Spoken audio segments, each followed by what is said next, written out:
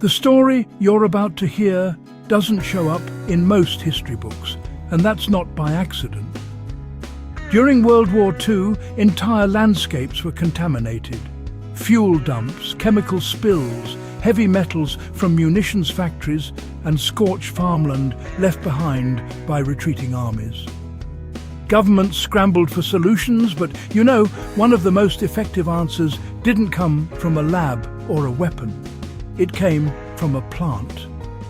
A fast-growing, stubborn, almost invasive species that quietly pulled toxins out of the soil and made poisoned land usable again.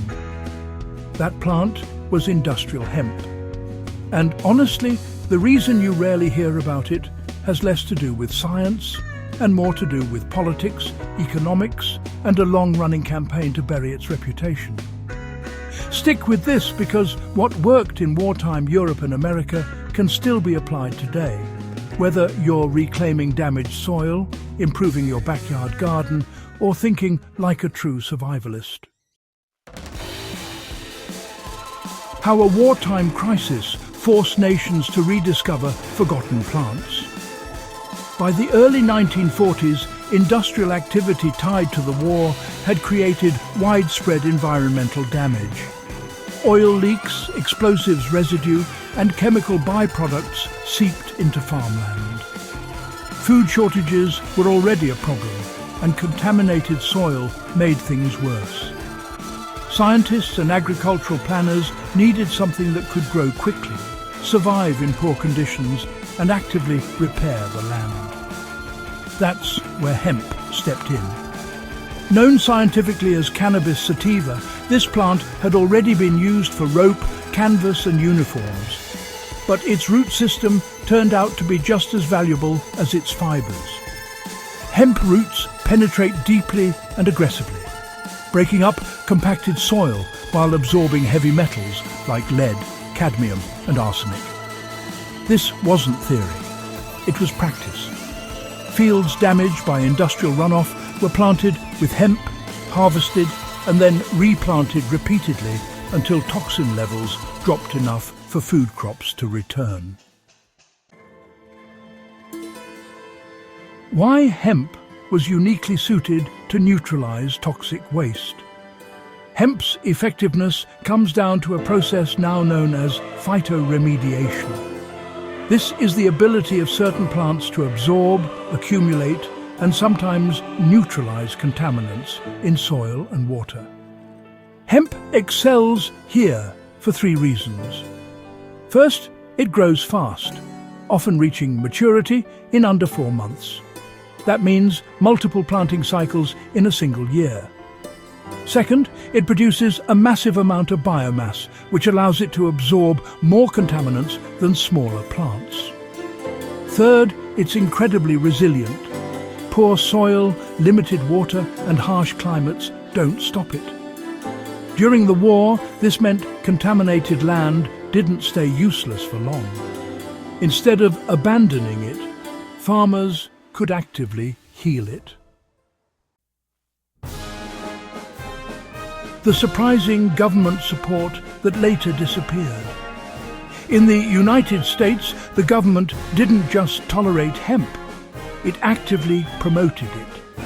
The 1942 campaign, Hemp for Victory, encouraged farmers to grow it for the war effort. Thousands of acres were planted. What's rarely discussed is that some of this cultivation wasn't just for rope or fabric. It was also about land recovery. Similar efforts took place in parts of Europe where farmland had been damaged by bombing and industrial use. But after the war ended, the narrative shifted. Hemp became entangled in broader anti-cannabis policies.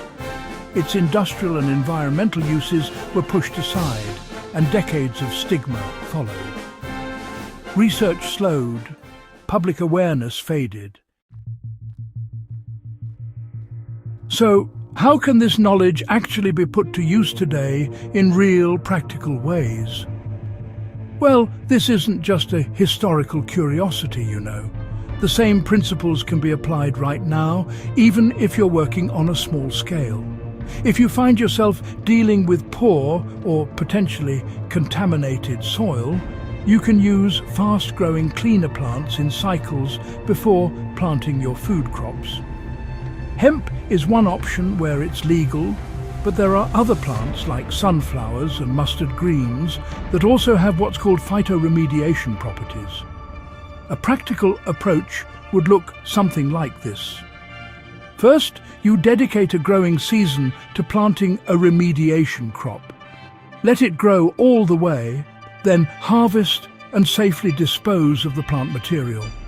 Don't compost it, since it may contain absorbed toxins. You'll want to repeat this process over several cycles. After that, test your soil, or start with less sensitive crops before moving into full-on food production. Now, you might be wondering why most people have never heard this part of the story. Well, the suppression of hemp's reputation didn't happen overnight, you see.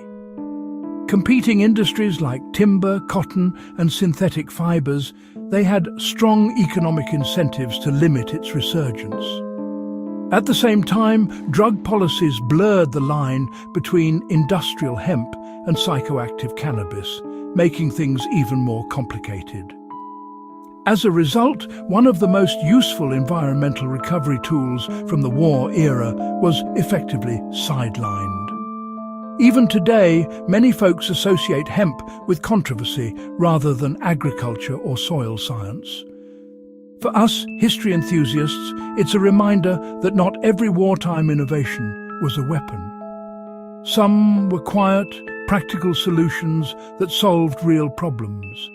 And then, well, they just vanished from mainstream discussion. So, how can survivalists and gardeners borrow from this WWII resilience? The deeper lesson here isn't just about hemp. It's really about thinking in cycles and using plants as tools, not just as food. If your goal is long-term resilience, you don't just plant crops. You prepare the land first. You rotate strategically. You use certain plants to repair, others to produce, and still others to protect. A simple application would be rotating between soil repair plants and food crops every season. Another approach is using dense, fast-growing species to suppress weeds and improve soil structure before you plant anything edible. This mindset, treating the land as something you actively rebuild, was absolutely essential during the war.